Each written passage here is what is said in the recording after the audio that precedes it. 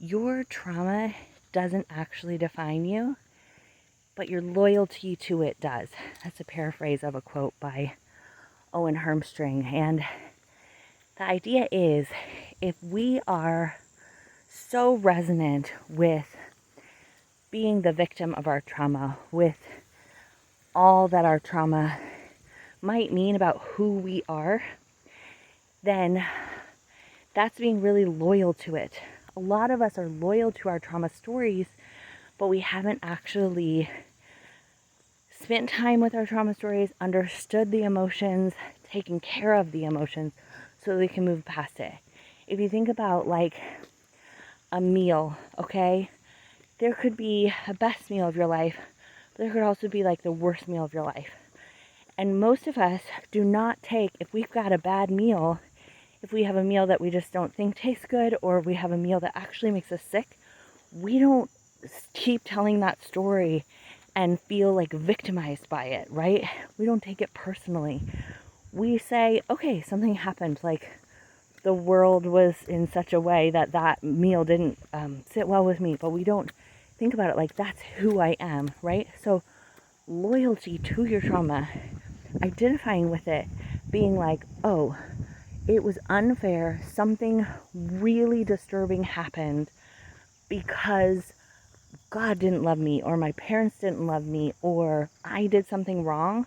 All of those are identifying with it.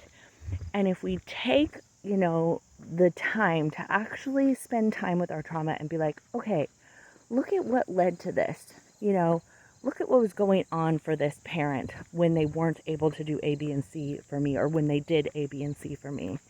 And let's look at the context of what their parents were experiencing. Let's look at the geopolitical landscape of the whole thing.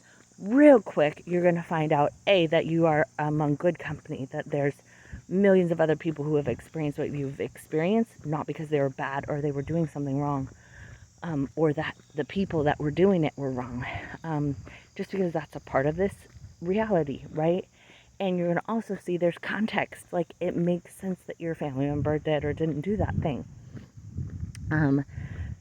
So when we are able to open up that scope, really get a good perspective on what was going on, bring ourselves some real compassion, like, hey, it makes sense why that happened, but I'm so sorry because it was uncomfortable. I'm going to take really good care of you. And if it ever happens again, I'm going to be there for you, right? We can do this through parts work. We can do this through the work of Byron Katie. We can do this through any kind of shadow work, really. We're going to bring that attention, that emotional energy needed to be able to process through, to be able to really feel heard, and then to say, okay, that meal made you sick, and now we're gonna move forward, right? So identifying with it, or being loyal to it, or telling our story from it. In parts work we say we're gonna speak for our parts, not from our parts, and that differentiation is so significant. So I just wanted to offer those ideas. Let me know if they resonate or if you have any other thoughts.